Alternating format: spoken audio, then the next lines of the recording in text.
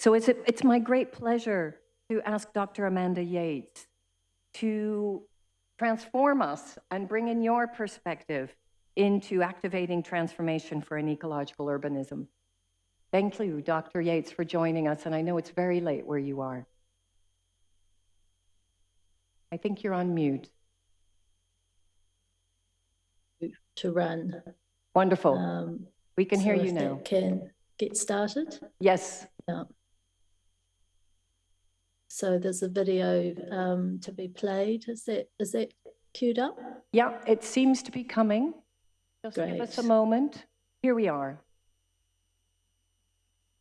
Please, go ahead. It's a privilege to speak to you today from Aotearoa, New Zealand. I'm an architect and regenerative design change specialist, leading a large urban wellbeing research program funded by the New Zealand government as part of a series of national science challenges. I'm talking here about strategies, tactics and tools for activating a transformative ecological urbanism that's oriented by Indigenous concepts of holistic, social, cultural and ecological wellbeing. We're working with Te Arawa, a New Zealand Indigenous clan or iwi, centred in the city of Rotorua in the centre of the North Island, and with the local city council. So why does the program focus on holistic wellbeing? As we know, we're in a climate emergency. There's also a wider ecological crisis that includes the proliferation of artificial and often toxic materials in the ecosphere. For example, due to industrial culture's linear take, make, waste system, microplastic pollution is now globalised, with negative effects for the ecosystems that it overwhelms. Materials like concrete are a further prominent signal of this era of emergency, the Anthropocene. The production of some 30 billion tonnes of concrete annually creates a technofossil that remains in the lithosphere and also amplifies the atmospheric carbon signal as a result of carbon dioxide release during concrete production. Some 75% of the planet's surface and ecosystems are degraded. We're in a sixth mass extinction event. The planet's life support systems are under complex and systemic threat. So what's at stake? As the recent sixth assessment report by the IPCC says, a livable future for all is at stake. We know things need to change. We can't do business as usual anymore. And this is social technical change at a massive scale. The evidence is clear that we need a change in energy systems from carbon emitting to carbon zero, and a change in economic systems from a square or linear take, make, waste economics to a circular or spiralar, regenerative and bio-based economic system. And we need to shift how we engage with ecological systems, moving from an extractive to a regenerative paradigm. But what's needed here is much more than just socio-technical change. What's required at this time is a change of an ontological order, a shift in how contemporary culture, modernity or industrial capitalism perceives reality, a shift in what we understand life or livingness itself to be. This is a change in the ontological underpinnings of contemporary culture. It's a paradigm shift to a more relational culture. What's needed now to meet the current threats to the planetary life system is a shift that recognises planetary realities, that acknowledges our co-evolution with the more than human life system of this living planet, that recognises our shared DNA, our shared ancestry. The opportunity here is for contemporary culture to let go of dualistic thinking rooted in the Enlightenment era and develop a more ecological thinking for what it is to live in the world. We need now finally, as a collective, globalised culture, to relate, as many Indigenous and traditional peoples do, to the non-human entities of this living planet, whether insects, animals, trees, or yes, mountains, rivers, atmospheres, as if they're kin, not resource. And we need to make this change as if lives, human and non-human, depend on it, because as we know, they do. Our global industrial culture now needs to shift to an ecological culture that has a wider and longer-term thinking of life, a conceptualization that's not determined by the short nature of human life, but by a more ecosystemic thinking of life, or livingness, to use a more expansive term. A term that can begin to include a whole interrelated ecosystem: microbes, insects, animals, plants, rain, rivers, rocks, earth, atmosphere. As a conceptual construct, livingness brings to front of mind the material reality that individual life forms are only short-term iterations in an ancient, ongoing cycling and recycling of material through this living planet. In this context, there's a much greater connectivity between humans and non-humans than modernist thinking allows. There is, in fact, an ongoing exchange between humans and the larger ecosystem, as our bodies are built from the ecosystem, as we eat and drink to build new cells and gain energy, and then as we return to Earth after the end of that individual life. We humans are part of a sublimely complex and connected planetary life system. And this idea of a highly connected life system or life field is a foundational ontological premise for Indigenous New Zealanders. Here, the concept of mauri emphasises the radical interconnectivity of the life systems of this living world. And further, in this thinking, humans are not preeminent, not dominant, but are instead younger kin, who have a duty of care to maintain and enhance the mauri of the living world to whom we relate. Mauri ora is the state and the ethics for social, cultural, and ecological well-being and thriving. In our Mauri-centred program, we're aiming to support mauri ora as a positive state of social, cultural, and ecological well-being. So, how can we activate cultural system change within modernist frameworks such as local government rules and national legislation?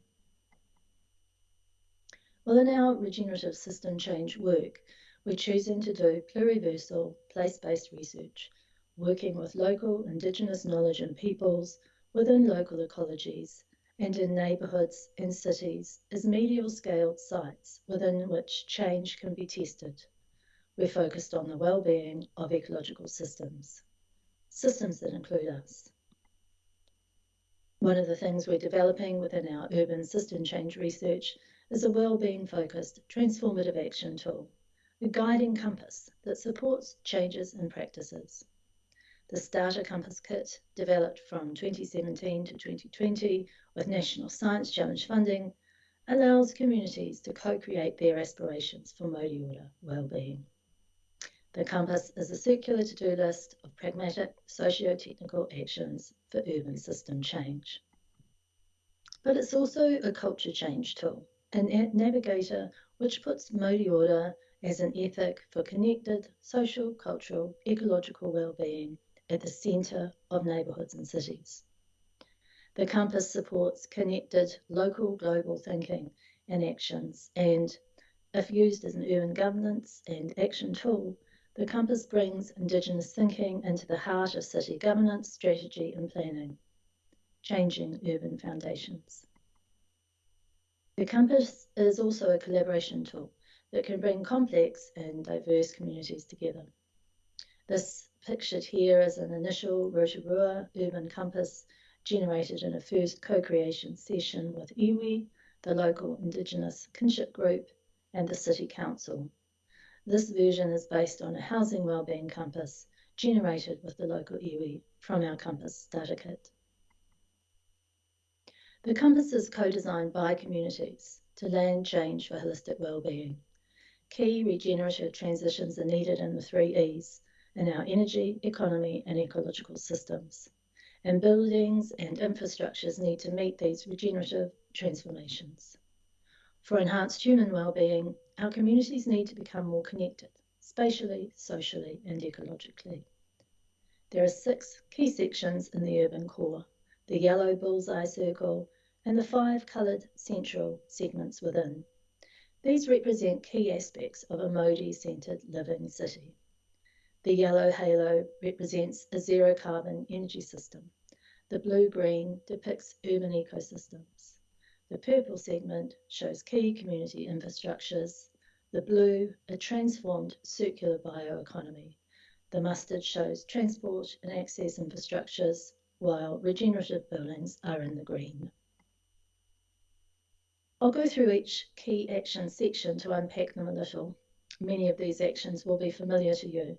The cultural difference here is in the holistic connecting of diverse urban aspects and in the ethical attention to more than human well-being as revered kin rather than resource. I'll start here with the zero carbon energy section, the yellow circle, which is about maintaining a viable climate.